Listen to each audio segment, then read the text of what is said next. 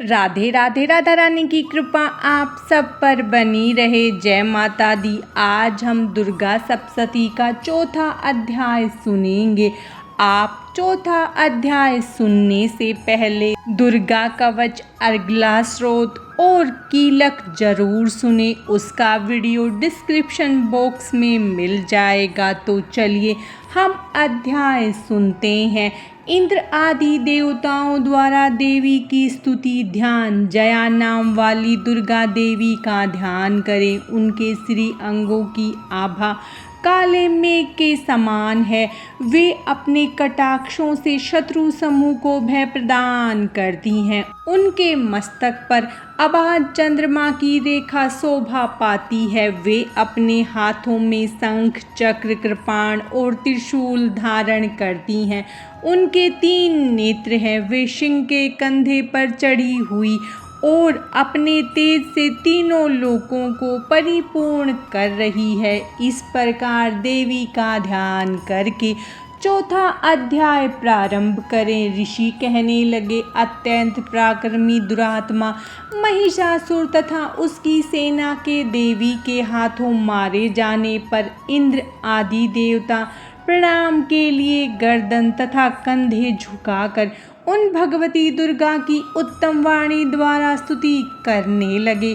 उस समय अत्यंत हर्ष के कारण उनके सुंदर अंगों में रोमांच हो आया था। देवता बोले, संपूर्ण देवताओं की शक्ति का समुदाय ही जिनका स्वरूप है तथा जिन देवी ने अपनी शक्ति से संपूर्ण जगत को व्याप्त कर रखा है, समस्त देवताओं और महर्षियों की पूजनी उन जगदम्बा को हम भक्ति पूर्वक प्रणाम करते हैं। वे हम लोगों का मंगल करें।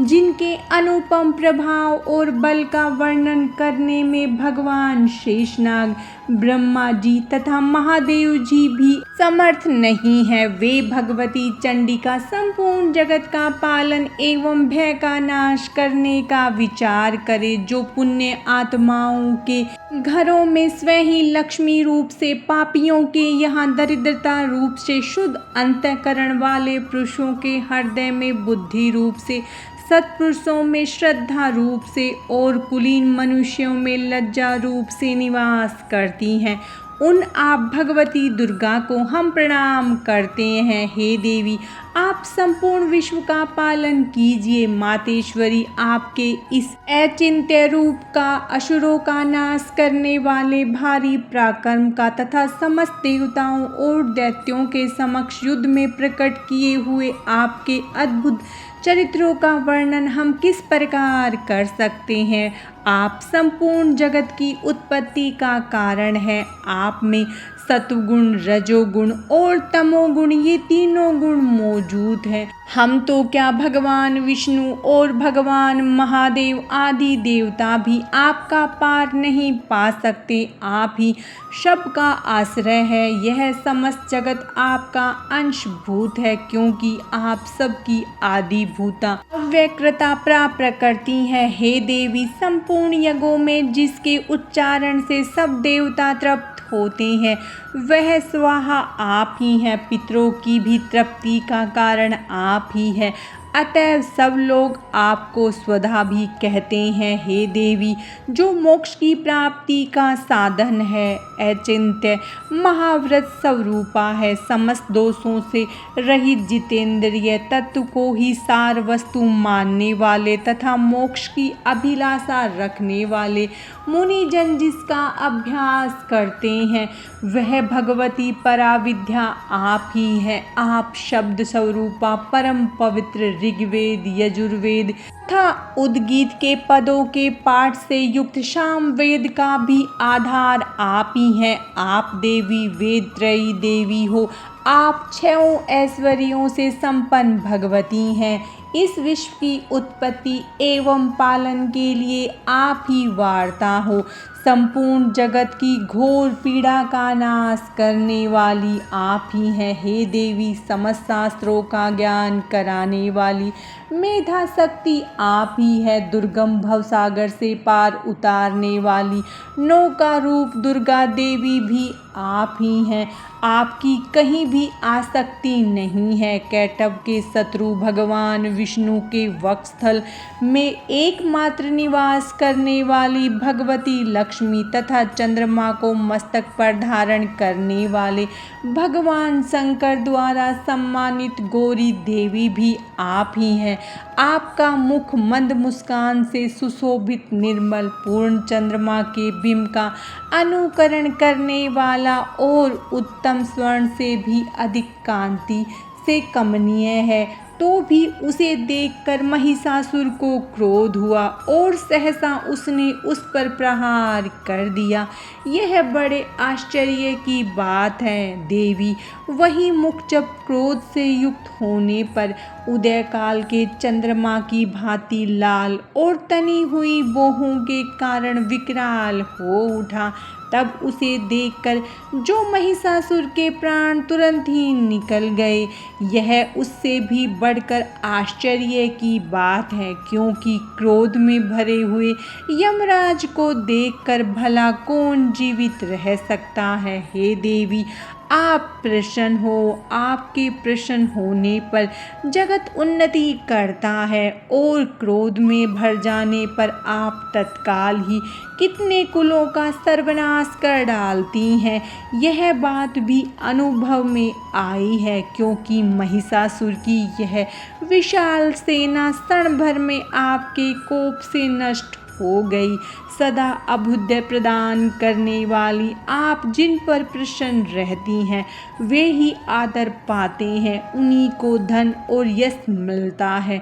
उन्हीं का धर्म कभी नष्ट नहीं होता तथा वे ही अपने हष्ट पुष्ट स्त्री पुत्र और भृत्यों के साथ धन्य माने जाते हैं। देवी, आपकी ही कृपा से पुण्य आत्मा पुरुष प्रतिदिन धर्मानुकूल कर्म करता है और उसके प्रभाव से स्वर्गलोक में जाता है। इसीलिए आप तीनों लोकों में निश्चय ही मनोवांछित फल देने वाली हो। माँ दुर्गे, आप स्मरण करने पर सब प्राणियों का भय हर लेती है और स्वस्थ पुरुष द्वारा चिंतन करने पर उन्हें पवित्र बुद्धि प्रदान करती हैं। दुख, दरिद्रता और भय हरने वाली देवी, आपके सिवा दूसरी कौन है जिसका चित्त सबका उपकार करने के लिए सदा ही दयार्द्र रहता हो। देवी, इन राक्षसों के मारने से संसार को सुख मिले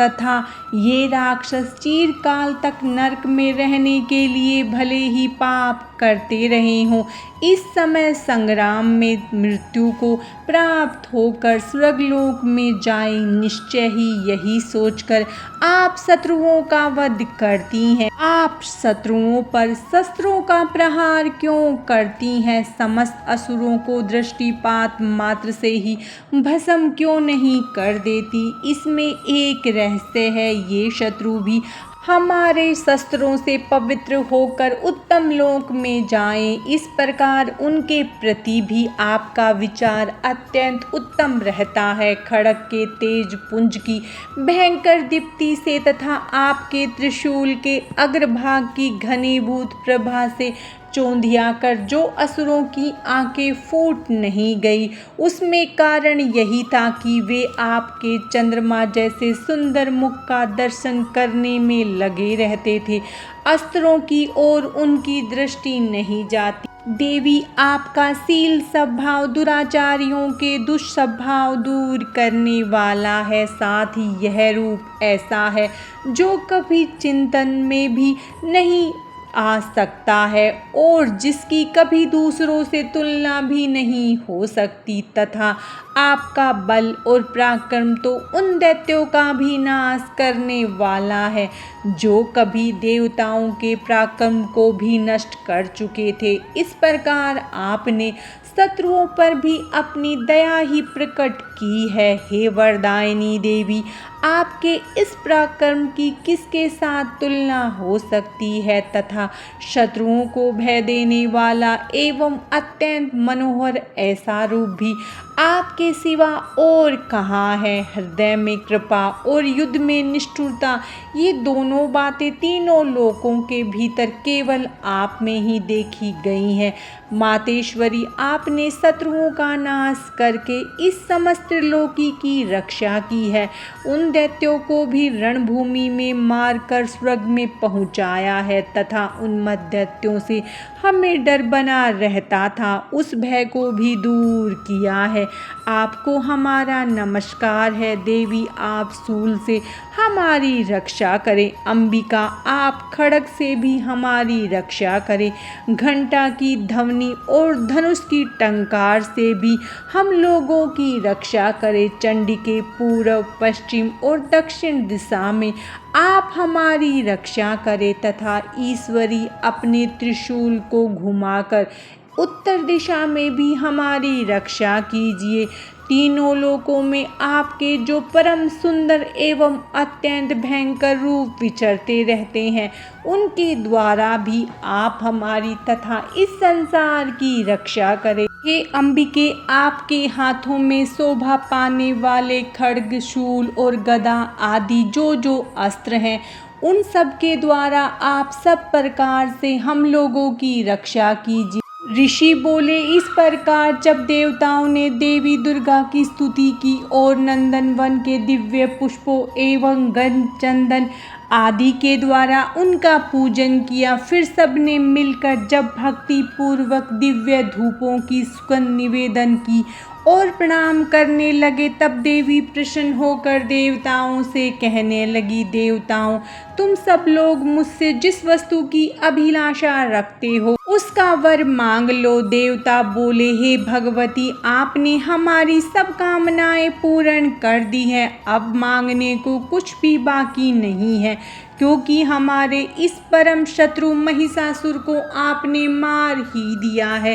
हे महेश्वरी, इतने पर भी यदि आप हमें और वर देना चाहती हैं तो यह वर दीजिए कि हम जब जब आपका स्मरण करें तब तब आप दर्शन देकर हम लोगों के संकट दूर कर दिया करें तथा हे प्रसन्नमुखी मातेश्वरी, जो मनुष्य इस स्रोतों द्वारा आपकी स्तुति करे उसे धन, समृद्धि और वैभव देने के साथ ही उसकी धन और स्त्री आदि संपत्ति को भी बढ़ाने के लिए आप सदा हम पर प्रसन्न रहे। ऋषि बोले, हे राजन, देवताओं ने जब अपने तथा जगत के कल्याण के लिए वर मांगा तब तथास्तु कहकर देवी भद्रकाली वहीं अंतर्ध्यान हो गई। हे राजन, पूर्व काल में तीनों लोकों का हित चाहने वाली देवी जिस प्रकार देवताओं के शरीरों से प्रकट हुई थी, वह सब कथा मैंने तुमसे कह सुनाई है।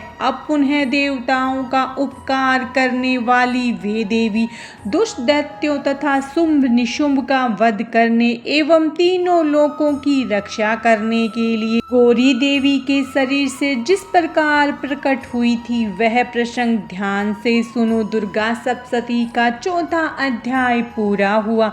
माता रानी की कृपा आप सब पर सदा बनी रहे। जय माता दी। राधे राधे।